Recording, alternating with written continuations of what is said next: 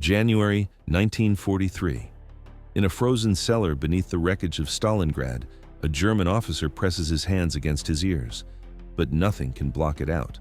A slow, deliberate ticking, broadcast from Soviet loudspeakers across the shattered streets. To the outside world, it is nothing more than a metronome marking the seconds. But here, in this frozen wasteland, it is an instrument of psychological warfare. For the starving, frostbitten survivors of the German Sixth Army, the message needs no translation. Time is running out. This is the final chapter of a catastrophe that began just 4 months earlier. A catastrophe that would earn its place as the single bloodiest battle in human history. A conflict that had already consumed 250,000 lives in some of the most savage fighting the world had ever witnessed. It was the inevitable result of a reckless gamble made months before. A decision that sent the most powerful army on Earth hurtling toward a city that would become its tomb. This is the story of how the road to victory became the road to hell. If you're interested in how wars are actually decided by logistics, math, weapons, and doctrine, subscribe now, turn on notifications, and stay tuned for more in-depth World War II analysis. Let's continue. The roots of this disaster reach back to the failures of 1941. When Adolf Hitler launched Operation Barbarossa, the initial invasion of the Soviet Union appeared to confirm his own arrogant prediction. He had boasted, "You only have to kick in the door, and the whole rotten structure will come crashing down." And for a brief, terrifying moment, he seemed to be right. The German blitzkrieg tore through the unprepared Red Army, driving all the way to the outskirts of Moscow. But there, at the gates of the Soviet capital, the myth of German invincibility shattered, frozen solid in the merciless Russian winter. Bloodied but unbroken, the German High Command spent the winter of 1941 preparing a massive, new summer offensive, Operation Case Blue. The German soldier, however, was no longer the supremely confident warrior of the year before. The horrors of that first winter had left deep scars. They had watched their advanced machinery seize up in the cold and their comrades freeze to death in uniforms designed for summer. Still, a grim sense of optimism returned with the warmer months. The Wehrmacht remained the most formidable fighting force on the planet, and the opening stages of Case Blue seemed to prove it. They believed the Red Army had been fatally weakened the previous year, and that one final decisive blow would finish it for good. But this renewed confidence concealed a dangerous truth. The German army was already dangerously overstretched, and its supply lines were more fragile than ever before. This time, the target would not be Moscow. The new objective lay far to the south, the vast oil fields of the Caucasus. Hitler understood the brutal arithmetic of this war of attrition. Germany was desperately short of fuel, and without the oil of the Caucasus, its war machine would inevitably grind to a halt. In his own words, "If I do not get the oil of Maikop and Grozny, then I must end this war." The plan was to drive the full weight of the German army south, seize the oil fields, and sever the flow of Allied supplies reaching the Soviets, choking them into surrender.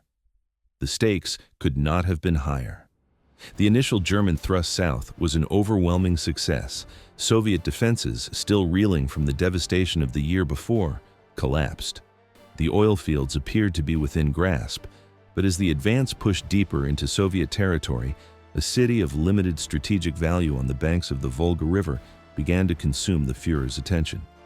Its name was Stalingrad. For Hitler, that name was an irresistible provocation. The opportunity to seize the city that bore the name of his sworn enemy, Joseph Stalin, represented a propaganda triumph. He simply could not pass up. The battle was no longer purely about strategy. It became a deeply personal, ideological confrontation between two of the most ruthless dictators in history. Driven by this obsession, Hitler made a catastrophic decision.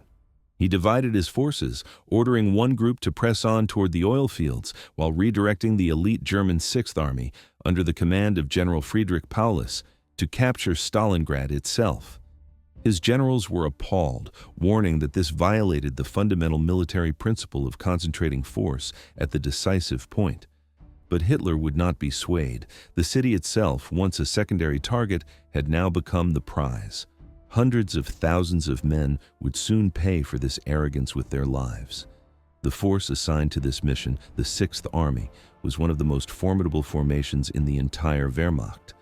A massive force of over 250,000 battle-hardened veterans, tempered by the brutal fighting of the previous year. Under the methodical, if unimaginative, command of General Paulus, it was a devastating instrument of war. Equipped with hundreds of tanks and backed by the powerful air fleets of Luftflotte 4. As they turned away from the main Caucasus offensive and began their march toward Stalingrad in late July, they did so with the confidence of proven victors. They were the conquerors of France, the army that had swept through Ukraine. They believed this mission would be difficult, but ultimately straightforward. They could not possibly have imagined the fate that waited for them in the city of Stalin. To soften the city's defenses before the ground assault, Hitler unleashed his most devastating weapon, the Luftwaffe. On the 23rd of August, 1942, he ordered an unprecedented aerial bombardment with the explicit goal of wiping Stalingrad off the map. For weeks, over 1,000 tons of high explosives hammered the city, reducing more than 90% of its buildings to rubble. But the true horror was unfolding on the ground. Stalin had forbidden the evacuation of the civilian population, calculating that his soldiers would fight with greater ferocity to defend a living city. 500,000 men, women, and children were now trapped between the German onslaught and the Soviet command's iron will, crushed beneath collapsing buildings or burned alive in raging firestorms. The Soviet response to this aerial onslaught was one of desperate, iron-willed defiance. Even as the bombs rained down, the city's great industrial plants, the Stalingrad tractor factory, the Red October steelworks, the Barakati arms factory, continued to manufacture and repair tanks.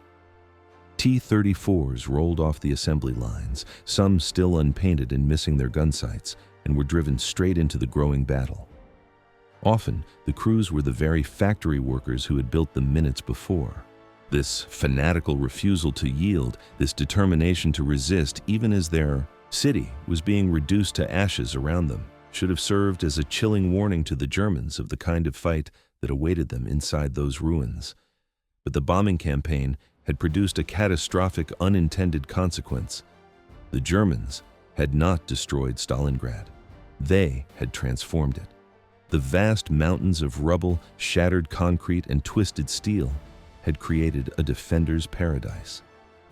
The wide, open streets that tanks and mechanized infantry needed to execute a blitzkrieg had vanished, replaced by an endless labyrinth of kill zones, sniper nests, and ambush points. The Luftwaffe, in its effort to obliterate the city, had inadvertently engineered the perfect battlefield for the brutal close-quarter slaughter that was about to begin. The stage was now set for a descent into a meat grinder unlike anything the world had ever witnessed.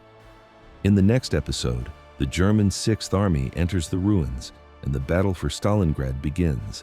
Subscribe to our channel so you don't miss part 2 of the Stalingrad catastrophe.